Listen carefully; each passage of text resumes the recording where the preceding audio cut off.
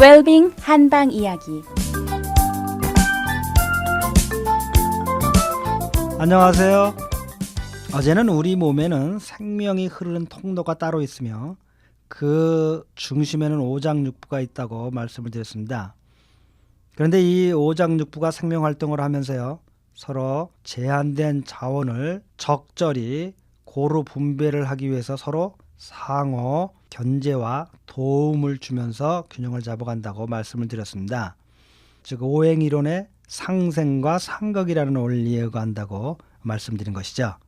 그래서 간은 목이요, 심장은 화요, 비장은 토요, 폐는 금이요, 신장은 수입니다. 즉 목화토금수라고 하는 자연의 대표적인 물질을 들어서 그 성질들의 대표성을 들어서 이 세상 만물이 그와 같은 성격을 지닌 것들끼리 분류할 수 있으며, 그런 것들이 서로 어떻게 상생과 상극을 하고 또 그런 상생과 상극을 통하여서 서로 균형을 잡아간다는 겁니다. 자, 우리 쉽게 얘기하면 그냥 목화토금수라고 외워버립니다.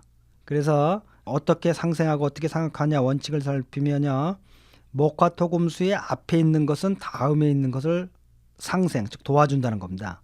즉 목은 화를 돋고 화는 토를 돋고 토는 금을 돋고 금은 수를 돋고 수는 목을 돋고, 그래서 이 앞에 있는 것들이요 뒤에 있는 것들의 어머니라고 합니다. 어머니는 자기를 다 희생하게 자식을 주죠. 그래서 그 한의학에서는 이를 어머니라고 얘기합니다. 그래서 화의 어머니는 거꾸로 목이 되고, 토의 어머니는 화가 되고, 금의 어머니는 토가 되고, 수의 어머니는 금이 되는 거죠. 이런 모자 관계를 통해서 엄마가 늘 자식을 돕는다. 이것이 상생의 원칙입니다. 반대로요, 상극의 원칙, 즉 견제의 원칙은 하나를 건너뛰면서 견제를 하게 됩니다. 즉 목화토금수에서 목은 토를, 화는 금을, 토는 수를, 수는 화를, 목은 토를 견제하는 이런 순서를 가지고 서로가 서로를 견제하고 돕고 이러면서 서로가 이런 큰 전체적으로는 균형을 일으키게 되는 겁니다.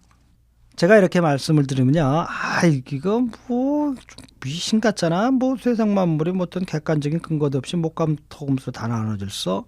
이렇게 말씀하실 수 있겠죠. 그러나 이 세상 만물을 꼭 객관적으로 과학적으로 물질적으로 따진다고만 해서 옳은 거는 아니라고 보입니다. 이제 크면요, 보시죠. 우리가 세상에서 이런 자연적으로 이루어지는 이 자연현상들은요, 우주의 공통된 현상이라는 겁니다. 인간관계에서도 불같은 성격의 사람은 물같은 차가운 사람들을 만나면 어떻게 해볼 방법이 없는 겁니다. 아무리 화를 내도 흥분하지 않냐고 냉정하고 차갑게 들어오는 사람에게 꼼짝없이 견제당할 수밖에 없는 겁니다. 그래서 이와 같은 성격들이 서로 있으면서 돌아가는데요. 그러면 서양의 물리학은 어떨까요? 서양의 물리학은 제가 봐도 별 특별한 것이 있다고 안 봅니다. 서양의 물리학은요, 세상 만물을 8가지를 봅니다. 어떻게 해서 그러냐고요? 서양 물리학에 하면 우주 만물은 원자로 이루어졌다고 그러죠. 그런데 그 원자는 그 가운데 핵이라고 하는 큰 무거운 존재가 있어서 태양처럼 핵 속에는 중성자와 양성자가 있고, 그 바깥을 저희가 태양을 돌듯이 전자가 돌면서 그 원자를 형성하는데요. 이 원자의 맨 바깥 궤도에 도는 그 궤도에는 항상 8개의 전자가 차 있는 것이 가장 안정성이 높다고 합니다. 그런데 이 바깥쪽 궤도에 있는 원자의 수에 따라서 하나 있는 원자 종류, 2개가 있는 원자 종류, 3개가 있는 원자 종류, 4개의 전자가 도는 것, 5개, 6개, 7개, 8개가 도는 원자의 종류들이 있으며, 각 외곽에 하나를 전자가 도는 것 또는 2개, 이렇게 각각의 것들은 공통된 특성을 갖고 있다고 합니다. 그런데 이 원자들끼리 결합을 해서 세상 만물을 이루는데요, 이 원자들의 결합 원칙이 뭐냐면요, 외곽에 전자가 하나 돌고 있는 원자는요, 외곽에 전자가 7개 돌고 있는 전자하고 결합을 잘한답니다. 그래서 공통으로 합쳐서 8개를 이루려고 하는 성격이, 그러면 안정성이 강화되기 때문입니다.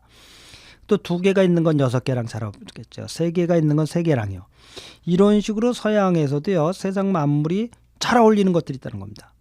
반대로 또 뭡니까? 같은 그 하나짜리나 8개 짝을 못 이루는 4개나 4개 잘 어울리겠지만요, 5개나 5개짜리 이런 것처럼 잘 안 만난다는 겁니다. 서로 8개가 잘 안 되는 것들은 합쳐서 잘 안 어울린다는 겁니다. 물론 여기에도 예외가 있습니다.